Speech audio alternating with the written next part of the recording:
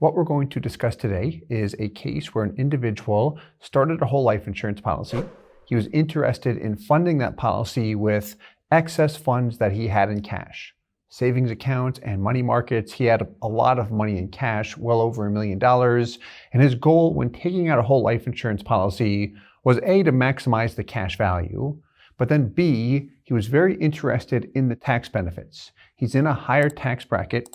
He's got other investments, qualified and non-qualified accounts. And when considering the cash value life insurance product, he wanted to know what is the internal rate of return, the net growth rate year over year, and then also the average internal rate of return. We'll touch on that when we go through the numbers.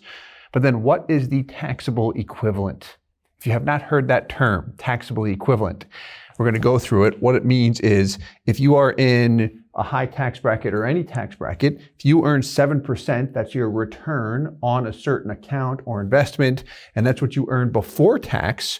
What is your net rate after taxes? Meaning after you have to account for the tax that is due from the earnings on that investment, what are you left over with? And that would be your net rate. So we'll go through that when we examine his actual policy here. But to begin with some details, here's what we've got. He started the policy at age 55. His rating, he received a standard non-smoker rating. So there are two classes above this. We've got preferred or regular preferred, and then we also have preferred plus or ultra preferred, which will be the top health class. And in a situation like this at age 55, standard non-smoker, standard to preferred, you might see a difference of 0.15%. And then going up to preferred plus, you might see another 0.1 to 0.15%. So I know that's a small amount, but if we go standard non-smoker to the top class, what could be the difference in performance? 0.3%, which when we look at the funding of $400,000 per year, small percentage, but on a large amount of money, it does make a noticeable difference. So the rating on any whole life insurance policy can be improved if someone received a standard rating for a particular health issue that they are working on. It is possible to upgrade a health rating.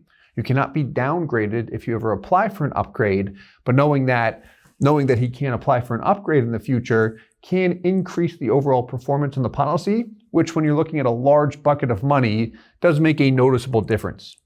So his goals, we mentioned these earlier, just to recap. A, he wants to move money from his bank account into a policy. That is the primary goal. Second goal, or point of interest here, the cash value tax treatment. He's most interested in that, and he is in a high tax bracket. That's a big reason why he's interested in that. And then also legacy planning, the life insurance, hence the name of the product, a life insurance policy. There are a lot of tax advantages to the death benefit on any type of life insurance policy, whether it's whole life, term, universal, whatever. He is interested in that as well for legacy and estate planning. So the policy was started 2 years ago. He actually just made his third premium payment. What we're going to look at is the original illustration, what was originally displayed compared to how it has actually performed. But then we'll look at the taxable equivalent. Point we mentioned earlier, if I'm earning 7% before tax with a taxable account, maybe I've got money in mutual funds, whatever it might be, what's my net rate after taxes? And again, the cash value, he's interested in this. So let's take a look at the original illustration compared to the in-force illustration. And the in-force illustration is going to display what happened. So what happened is actually from the statements we pulled, and then the in-force illustration displays everything moving forward. We'll start with just a basic overview. What I mean when I say basic, we've got the original illustration, his funding, annual outlay of $400,000 per year. Here's what was originally illustrated. Year one, $400,000. Cash value, $351 and change, almost $352.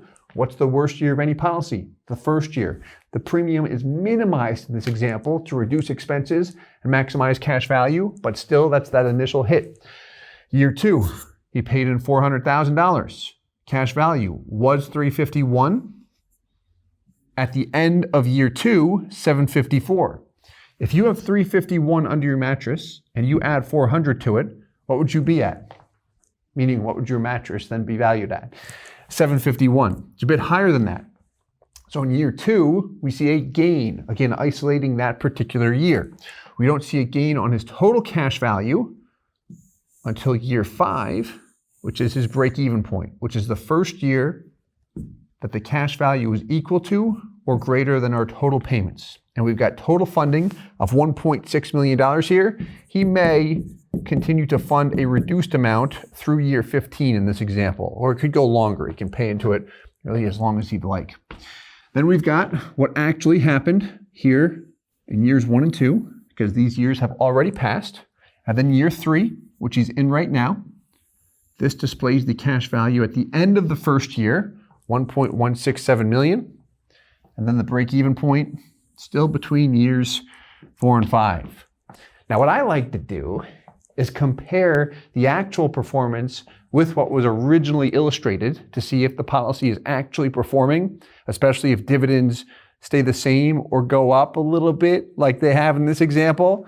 And before we look at the returns and such, you'll notice a slight increase there.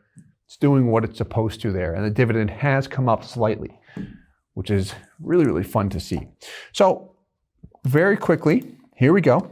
The original illustration on the left compared to the actual policy and in-force illustration on the right. Growth in dollars. Let's just look at the in-force. Cash value increase. Year 1, paid in $400, $351. Remember the worst year being the worst year being the first year? There's your loss, $48,000 in change. How about the next year? You paid in $400, you got it back, plus another $32.36. So that cash value increase column is isolating every year and showing how much he's receiving from the life insurance company. Would you like to know that with your policy? Just to know very simply, what did I get total this year? That's what this column is meant to represent. Then we've got the total cash value gain. You'll notice a consistency here with a break-even point. Very close in year 4. Paid in 1.6, have 1,597. $2,700 less than my total payments is what is in cash value. That's why I'm still in the red. Next year, it's positive. Healthy death benefit. We do reduce it in this illustration at year 8.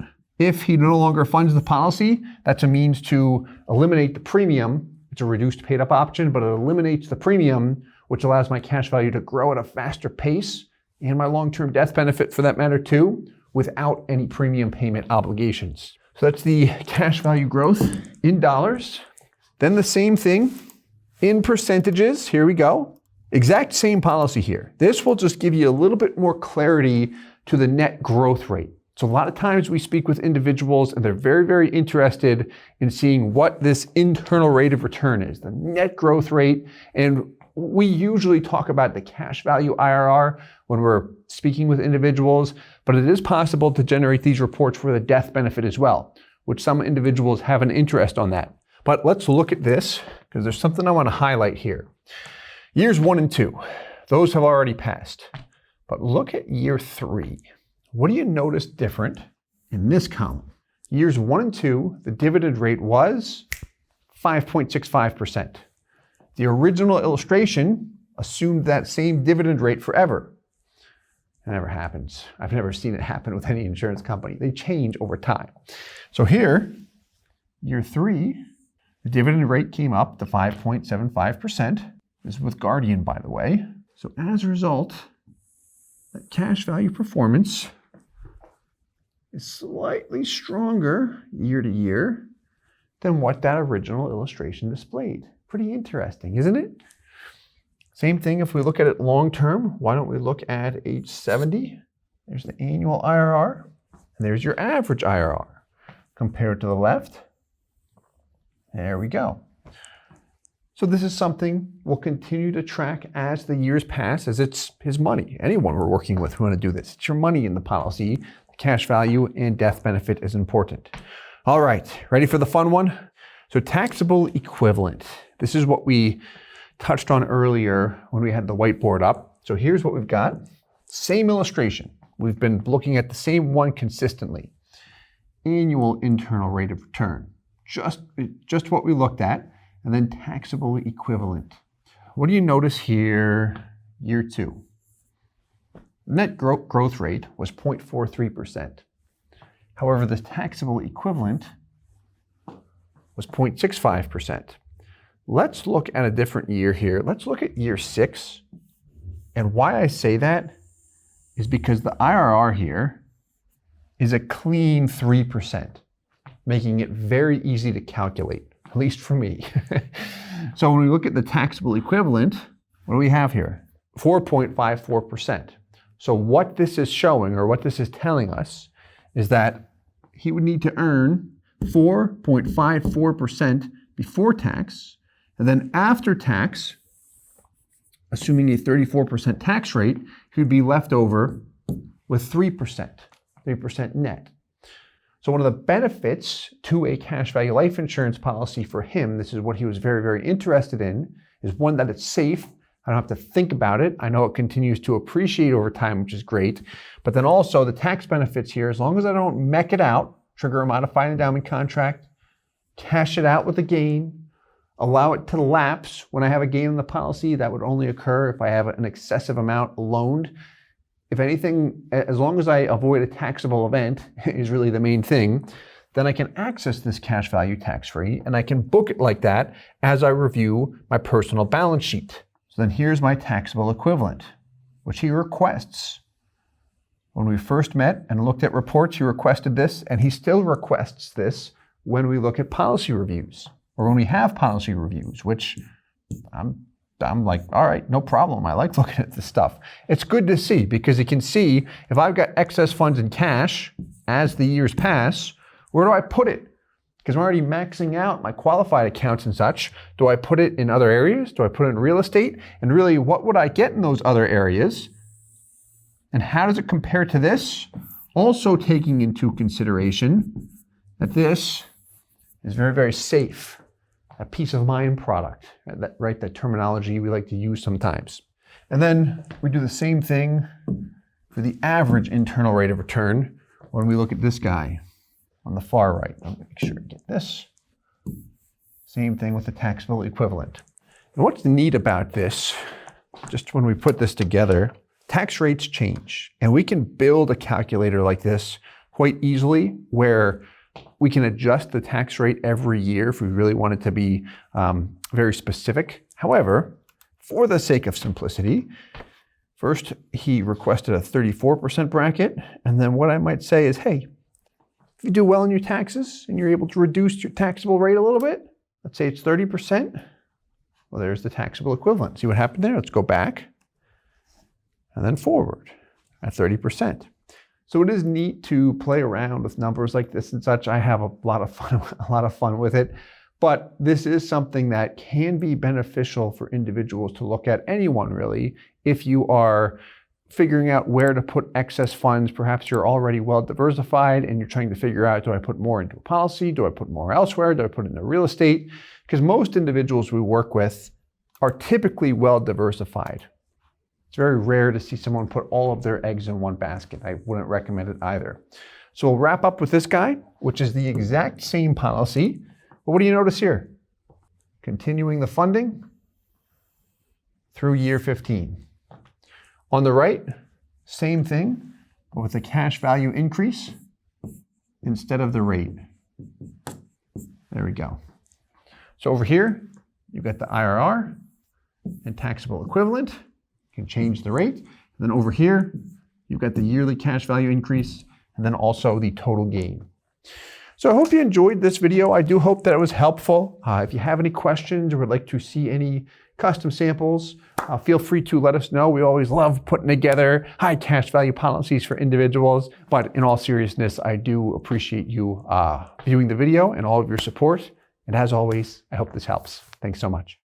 Hey guys, Steve Parisi here. If you enjoyed the content you just saw, please subscribe, like, and hit the notification bell for future videos. If you'd like more information or to see some custom policies for yourself, feel free to call or email our offices at the contact information below.